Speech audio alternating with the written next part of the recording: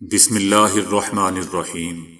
السلام علیکم دوستو، دنیا بھر کی بریکنگ نیوز میں آج آپ سنیں گے، لیکن اس سے پہلے اگر ہو سکے تو لائک اور سبسکرائب کا بٹن ضرور دبا لیں، شکریہ۔ افغان صوبے پنجشیر میں طالبان اور احمد مسعود کی سربراہی میں قومی مزاحمتی فرنٹ کے درمیان گھمسان کی جنگ جاری ہے، جس میں دونوں جانب سے کامیابی کے متضاد دعوے کیے جا رہے ہیں۔ پنجشیر میں طالبان اپنے کمانڈر قاری فصیح الدین کی قیادت میں جنگ لڑ رہے ہیں، جبکہ قومی مزاحمت فرنٹ کی سربراہی سابق شمالی اتحاد کے مقتول احمد شاہ مسعود کے بیٹے احمد مسعود کر رہے ہیں۔ فریقین کی جانب سے ایک دوسرے کو بھاری نقصانات پہنچانے کے متضاد دعوے کیے جا رہے ہیں۔ قومی مزاحمتی فرنٹ نے طالبان کے 300 جنگجوؤں کو مارنے کا دعویٰ کیا ہے، جبکہ طالبان نے تردید کرتے ہوئے کہا ہے کہ مزاحمت کاروں کو شدید نقصان پہنچایا ہے۔ نائب صدر امراللہ صالح نے نگراں صدر ہونے کا دعویٰ کرتے ہوئے پنجشیر میں ہی پناہ لی ہوئی ہے، اور وہ اب احمد مسعود کے ساتھ مل کر طالبان کے خلاف مزاحمت کر رہا ہے۔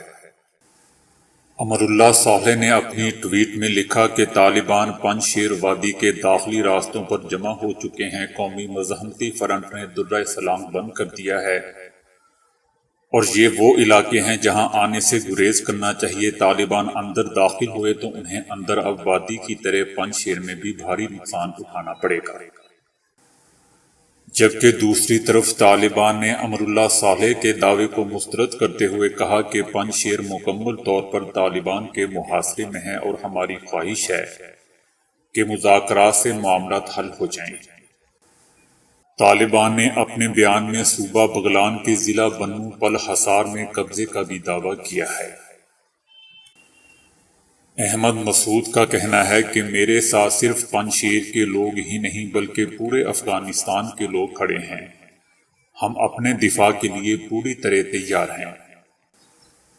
دوستو، یاد رہے کہ افغانستان میں بغلان کے بعد پنجشیر واحد صوبہ ہے جہاں اب تک طالبان فتح حاصل نہیں کر سکے ہیں۔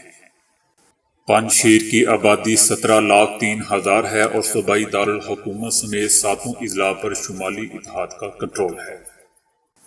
دوستو، آج کل افغانستان کی صورتحال تمام دنیا کی دلچسپی کا باعث بنی ہوئی ہے۔ جاوید حفیظ صاحب کہتے ہیں کہ امریکہ کے امیج کو اچھا خاصا دھچکا لگا ہے۔ بقول ایک امریکی مبصر، وہاں کی اسٹیبلشمنٹ صدمے کی حالت میں ہے۔ پاکستان میں افغانستان کے حوالے سے رائے عامہ تقسیم ہے۔ دائیں بازو کے لوگ طالبان کی واپسی کو فتح مبین قرار دے رہے ہیں، جبکہ لبرل قسم کے اشخاص سمجھ رہے ہیں کہ افغانستان پھر سے قدامت پسندی کی جانب رجوع کر رہا ہے۔ لوگوں کی طرف سے متعدد سوالات پوچھے جا رہے ہیں کہ کیا پاکستان طالبان کی حمایت جاری رکھے گا اور پاکستان طالبان کی حکومت کو کب تک تسلیم کر لے گا۔ افغانستان سے ایک وفد پاکستان آیا، اس میں متعدد رہنما شامل تھے، لیکن تحریک طالبان کا ایک بھی نمائندہ نہیں تھا۔ اس کا مطلب یہ ہے کہ پاکستان تمام افغان دھڑوں کو ایک ہی نظر سے دیکھتا ہے، لیکن طالبان دوستی کا تاثر پوری دنیا میں پاکستان کے نام کے ساتھ چپک گیا ہے۔ حقانی نیٹ ورک اور دیگر نان اسٹیٹ ایکٹرز کی حمایت کے الزامات ہم پر تواتر سے لگتے رہے ہیں۔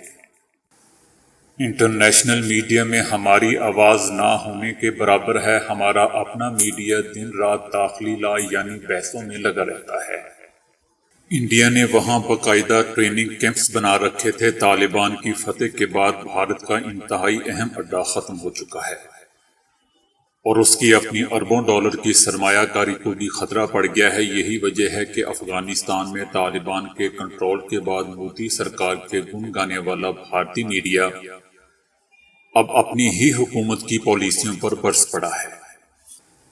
انڈین میڈیا کا کہنا ہے کہ افغانستان میں اربوں ڈالر خرچ کیے مگر بھارت کو کوئی پوچھ ہی نہیں رہا ہے۔ افغانستان میں ڈیم بنائے، انفراسٹرکچر دیا، لوگوں کو پڑھایا، لیکن سب بیکار ہو گیا۔ بھارتی میڈیا نے کہیں افغان فورسز میں کرپشن کا الزام لگایا تو کہیں امریکی اہلکاروں پر مال بنانے کا الزام بھی عائد کیا۔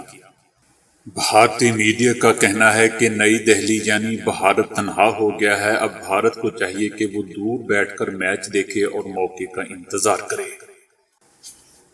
افغانستان پر طالبان کے قبضے پر بھارت نے ابھی تک واضح انداز میں کوئی تبصرہ نہیں کیا ہے۔ ماہرین کا کہنا ہے کہ طالبان کو تسلیم کرنے یا نہ کرنے کا فیصلہ بھارت کی خارجہ پالیسی اور علاقائی سیاست پر دور رس اثرات مرتب کا باعث ہوگا۔